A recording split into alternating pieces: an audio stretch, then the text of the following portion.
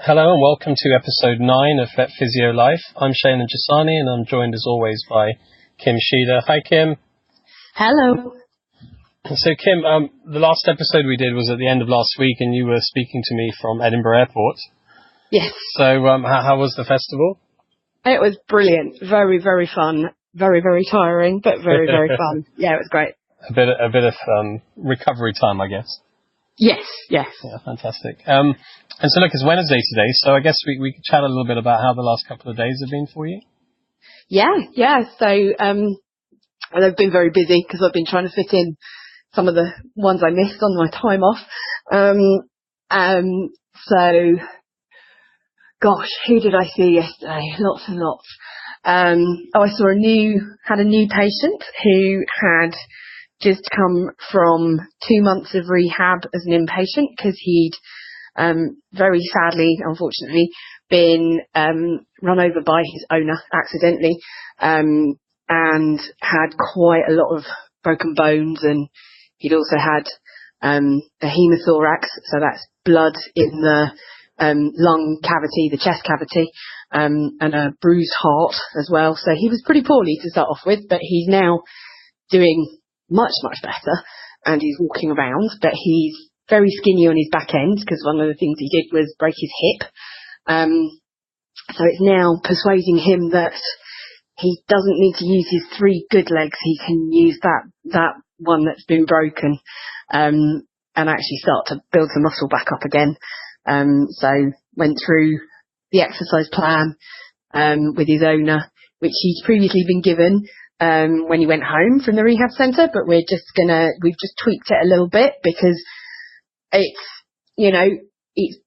what you as a physio can do and is appropriate as an exercise program. Once the owner gets home or carer gets home with it and starts doing it, they haven't got the experience that we've got. They're not meant to have the experience we've got, and sometimes you need to tweak these exercises or sometimes even change them completely because dogs are so very, very clever at compensating and finding tricks and cheating, essentially.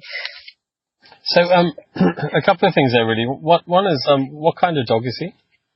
He's supposedly a Labradoodle, but he doesn't look like one to me. Okay, fair enough. Is he quite young or? He's middle-aged. He's about 7. He looks like he's a flat coat retriever Labrador cross to me. He definitely looks like he's got flat coat in there, right. But he just doesn't look very. He looks Labradory. He just doesn't look very doodly. Fair enough. And so 2 months ago, you said he had this accident with his parents. Yes, yeah, about 2. Possibly getting on for 2.5 months now, actually. But yeah, quite a while ago. Yeah, and so the time that he was at the centre where I presume, did he need to have some of his bones repaired or? He actually ended up having, the majority were either conservatively managed or he ended up having to have a femoral head and neck excision for his hip joint. So it just means, if your hip joint is a ball and socket joint, he had to have the ball removed from the ball and socket joint because it was just too badly broken to fix. So he's actually a reasonably large dog for that operation to have.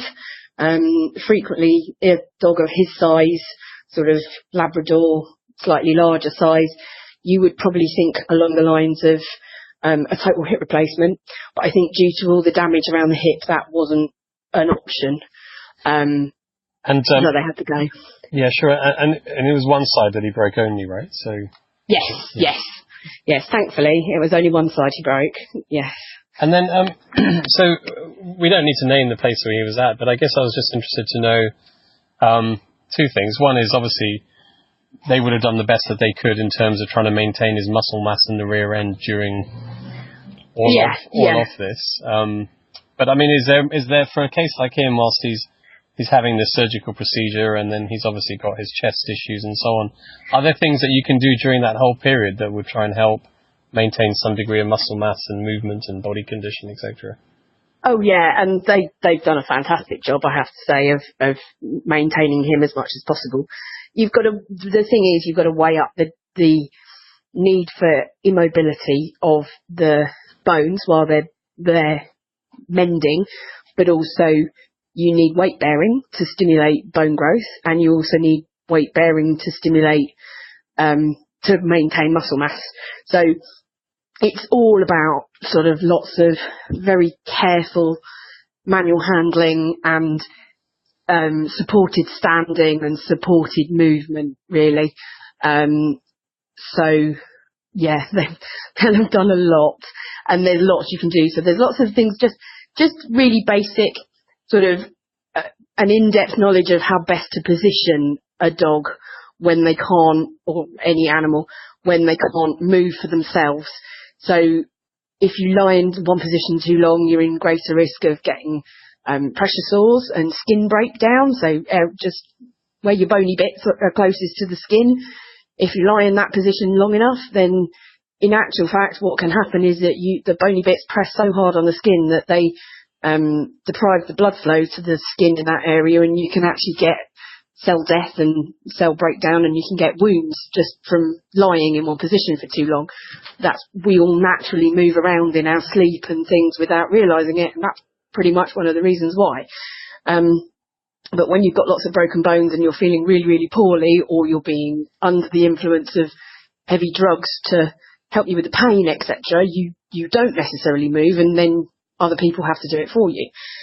So that's one of the big things that you need to be aware of. You also need to make sure that when you are moving and positioning, that you're obviously not doing anything to damage the bones that need to be healing and the soft tissues that need to be healing. It's always important to remember that just because we're talking about a broken bone, that doesn't mean to say that all the soft, squishy stuff in between the bone and the skin hasn't been damaged as well. It very much will have been. And that's another thing that we as physios need to look at and do our best to help heal, as well as the bone, which is usually the vet's domain of fixing it in whatever way is appropriate. And then there is, as you said, a dog that can't move around and can't do much for themselves. You need to worry about respiratory point of view. So you need to make sure that even if they don't have any respiratory problems, I mean, he did have respiratory problems. He had blood where his lungs should be, which doesn't help when you're trying to breathe. So he had to have that drained by the vet, etc., etc. But then you still then have complications after that. That you need to make sure that he's in the best position to get as much oxygen into his blood, which will obviously keep him alive, but will also help him to heal if he's got enough oxygen. So yeah, there's lots of stuff. Cool. And I think we will, we talked about it already, I think, but we'll do an episode, I think, quite soon where we'll just focus a bit on breathing and heart, just for interest's sake, because I think a lot of people don't necessarily think of those areas of the body when they think of physiotherapy. No. So I think it would be good, but we'll come back to that, I think, as a dedicated dedicated episode. So I guess I was interested to understand then, how did the relationship play out where he was at a rehab centre and he was having lots of physiotherapy, and then how did you get involved? Well, to be honest, the rehab centre know of me, and they the dog is far enough away from the rehab centre that it wasn't feasible for him to come back on a daily or weekly basis or whatever for further physio, so they recommended me, and which I was much appreciative of. You go. Sorry, I'm interrupting you. I was just going to say, and the reason he was there in the first place was because he was so recumbent, he was so unable to move around or do anything. The nursing and care needed to look after him was too intensive for an owner, a carer, a group of carers to be able to necessarily cope with in an everyday life. So you kind of needed that bit more nursing and intensity. Yeah, because one of the things I was thinking when you were describing about, the care he would have received for the last few weeks was that I think there can be a tendency of just to some degree under recognizing what's needed, and therefore not providing the people and the expertise in order to provide it, or trying to also do that in a rush, right? And the sort of care you were talking about takes a little bit of time and patience. Takes a huge amount of time and patience and dedication, because you almost need to be with that animal one-on-one for large periods of the day. Yeah. Yeah. And do you think places are generally, is there a sort of improvement overall in terms of recognizing the importance of physiotherapy and providing the experience, expertise and time to provide it? I think it's patchy, depending on very much on the institution and the establishment. There are some places where, yes, that is very much recognised, but there are also equally still places where I think it's not their fault. They've never come across it. So therefore, how would they know what we as physios can do? Because as you said, it's respiratory and sort of intensive care care of the patient is not necessarily something that initially springs to mind when you talk about physio. You think about massages and broken bones and fixing someone's back and things like this, and not respiratory and what you can do with someone that can't move, because physio should be the study of movement and the treatment of movement, and it's the exact opposite. Yeah. So cool. And the other point you made that I thought was very, very worthwhile in terms of reiterating was just this whole thing about we can have a tendency sometimes when we do all these, have these complex cases and they have a whole bunch of care, and then we discharge them and sort of just expect the carers to carry on. And this kind of thing about, do they know what they're doing? Are they overwhelmed by what you've asked them to do? Are they set up in a practical way where they can deliver what they need to deliver? And all of that, I thought that, because I sometimes think about this just when we tell people to give medications. I'm like, if we can just go, I'll give these tablets, but is it really that easy? It can be a massive burden, and it's something you don't necessarily think about. I mean, the majority of people have 9 to 5 jobs. You have something as simple as a TPLO surgery on it for a cranial cruciate ligament, like we've talked about in the past, and you then send your dog home and say, right, 4 weeks in a cage, take them out to the toilet 5 times a day for 5 minutes. How do you do that? Yeah. When you've got a 9 to 5 job. So even something as which we in the veterinary community are probably quite blasé about giving as post-op instructions to the owner as we send them home, actually really quite complex and difficult in some cases, and can be a real challenge. Yeah. I think that's right. And then on the flip side, we don't want to keep patients hospitalised in inverted commas unnecessarily. So it's like a balance there, isn't there, of trying to... It's a total catch-22, because yes, as you say, we don't want to keep them in, because like every hospital, you have more sick beings there, whether they're human or dog or any other mammal you care to talk about. So within each hospital, there's the longer you stay, it obviously accrues money and a large bill, which is a very big, has to be something that we think about these days, but also there's the increased risk of them catching something that they didn't have when they started. So yeah, it's a conundrum. But, and also I guess something that you and I are very, with our brewing referral centre, are very switched on to, but just from the patient's point of view as well, I mean, they would rather be at home in their environment that they know than in a stranger one, right, if they don't have to be. So absolutely, 100%. The psychological aspect of it is a big thing, and you don't necessarily think about the mental aspect. It's a dog, but dogs get massive separation anxiety, and you've got to look at it both ways. I mean, when I've worked in sort of practices before, we've had some dogs that have had such bad separation anxiety, we've actually had to stop the carer from coming in to visit, because it was a new loss for that dog every time they left. Yeah. So it was devastating for the dog, but it was equally devastating for the carer, because they desperately wanted to see their pet, and we were saying, no, sorry, you can't, because you're going to make him worse. It's so challenging. There's so many layers and so many levels to hospitalisation above and beyond just the simple, hi, this is what we're going to do to your animal. Exactly. Goodbye again. Yeah. And I think this whole thing about every patient being an individual and every patient's family being an individual and trying to figure out that relationship every time for a new is one of those things that we will do our best to try and do.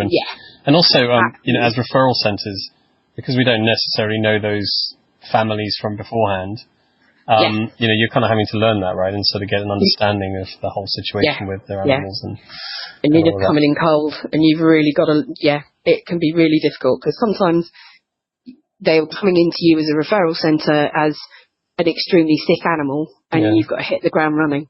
Yeah. And yeah, it's a very stressful time for the animal. It's a stressful time for the carer. And it can be a stressful time for the people working there if the dog's very sick or cat is very sick and they need to do something very quickly. Yeah. So there's lots of different entities, but yeah, it has to be an individual thing per carer, per animal, per individual, full stop. Yeah, exactly. That's the most vital thing you can possibly do. Excellent. What was I going to... Oh, just one more thing before we move on, and I'll just hear very briefly about other cases. But I just... so now, will you basically be keeping both the rehab referral centre and the primary care practice updated on this patient? Or, yes, I shall send some reports to both centres. Yeah, definitely. Cool. All right. I know you said you had a busy couple of days, and we spent a long time talking about this one patient, which is why I always love these episodes, because we never know where we're going to go off on. Just a little bit of a brief update on what else you've seen, and then I'll let you carry on with your day. I saw my usual regulars, which was all lovely, so they're all doing quite well. So my chronic disc, and I saw he was doing well, and FCE that I'm rehabbing, he was a bit stiff, but he thoroughly enjoyed his massage and chilled out thereafter. And a couple of my arthritic patients who are doing all right. They're doing fine at the moment, but I'm wary of all my arthritic dogs at the moment, because this wet weather, and as the weather gets colder, they're likely to have a little dip again. So I'm just keeping a close eye as much as possible on them. So yeah, but they're doing all right at the moment. I was going to ask you about that actually. So do you sometimes, change the regime as it gets into winter, sort of thing, as we go? Very frequently. So I potentially I'll change the frequency of treatment. So there's a lot that as summer comes around, you can space the treatments out for longer, and then as winter comes back, you need to make them more frequent again. And yeah, you can change the activities that you do with them dependent on how they're doing. But yeah, it can be seasonal with the arthritics. Yeah, you can do different things when it's warmer and drier than you can when it's damp and cold, because they definitely show deterioration when it's damp and cold.